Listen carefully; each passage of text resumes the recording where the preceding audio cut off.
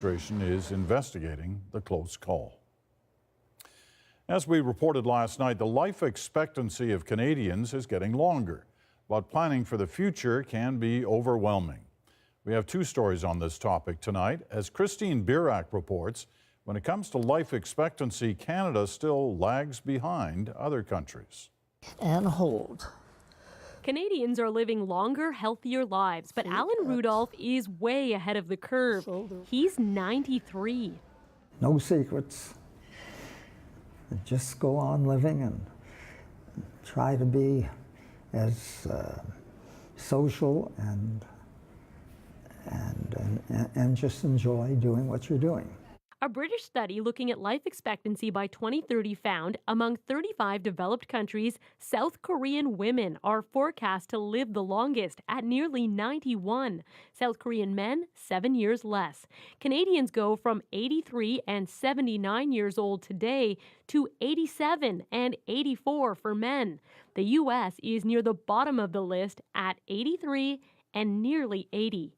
So South Korea, a country that is doing remarkably well, they have some of the lowest levels of hypertension and obesity in the world. They have had some of the best investments in childhood nutrition. While living into our mid to late 80s is impressive, researchers say countries like Australia and Italy are surpassing Canada. It's kind of a good news, bad news story. Canada, I kind of think of Canada as sort of a second class. Researchers say that's largely the result of higher smoking and obesity rates. Access to health care pulls down the U.S., but the biggest overall driver of life expectancy is social inequality.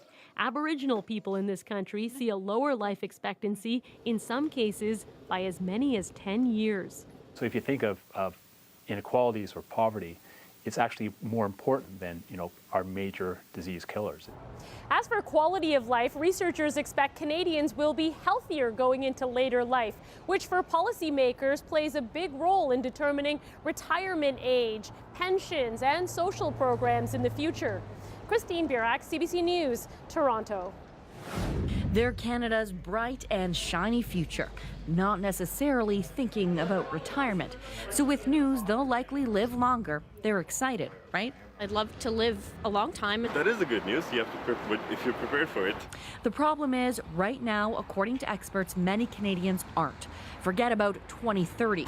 One study points out about 47% of Canadians currently have no employer pension, and even fewer young people have employer pensions. If you take a look at the state of affairs in Canada with housing prices where they are, student loan balances being higher than they've ever been, it's a real struggle for young Canadians to even think about retirement planning because they're so focused on the here and now. And there's a lot to think about. Generally speaking, say you need about $50,000 a year to live comfortably in retirement. That means someone who's 60, factoring in inflation, would need to have put away about $1 million. That money would last about 20 years. But with life expectancy expected to push 84, that same person will have to save even more.